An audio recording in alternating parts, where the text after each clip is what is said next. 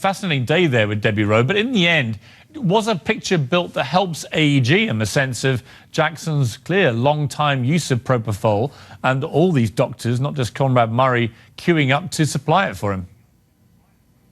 I think it helped Katherine Jackson and Michael's children, Pierce.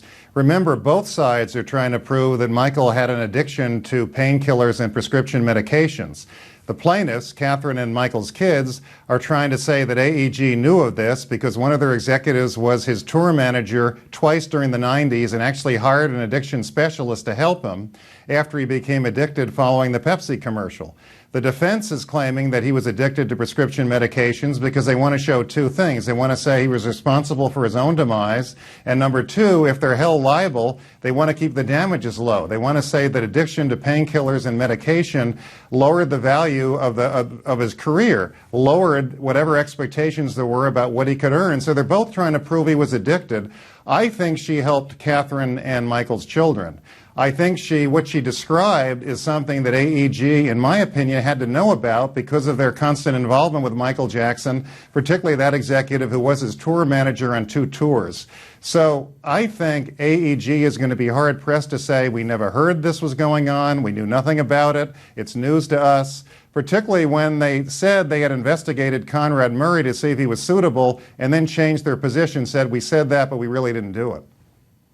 But if Conrad Murray is simply the latest in a long line of doctors who've been happy to supply the propofol to Michael Jackson, and in the end we're talking about a 50-year-old man here, not a young teenager in Michael Jackson, somebody who clearly was very in charge of his life in many ways.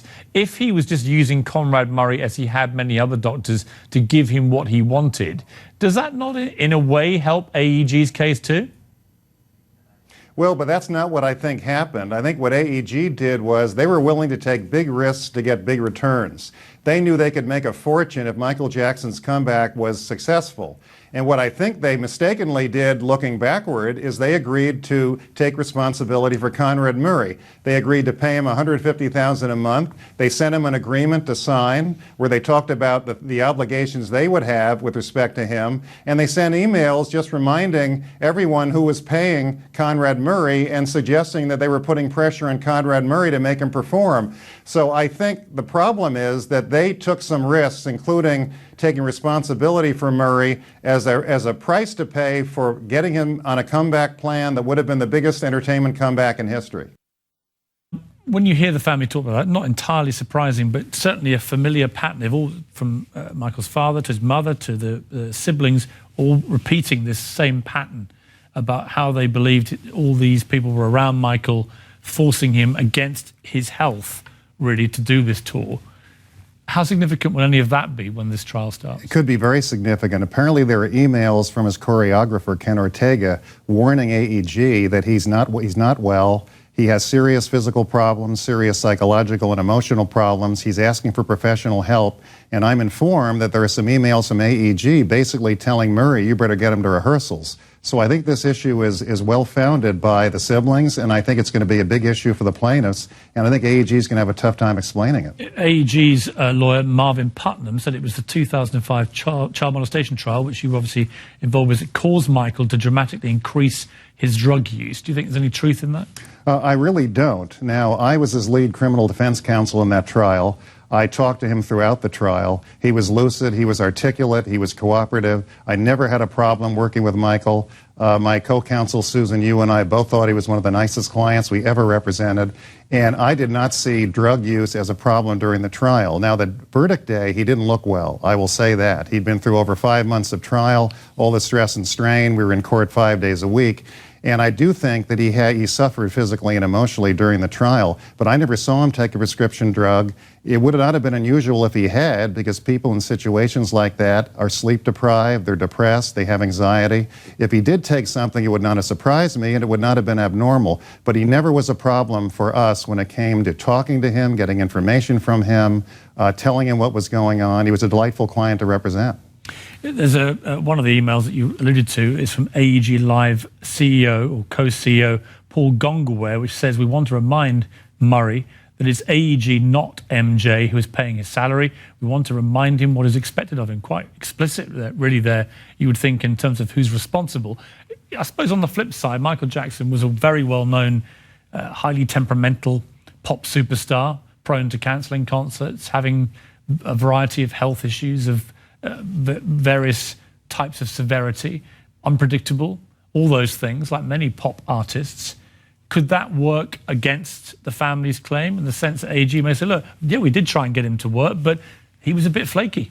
Well, if they thought he was that flaky and they thought he was that disturbed, why did they enter into a contract with him to do all these concerts? They invested over $30 million before the concerts even began. If they thought he was that bad and they thought his reputation was suffering from all these other issues, why in the world did they go into business with him? I think it's an uphill battle for AEG.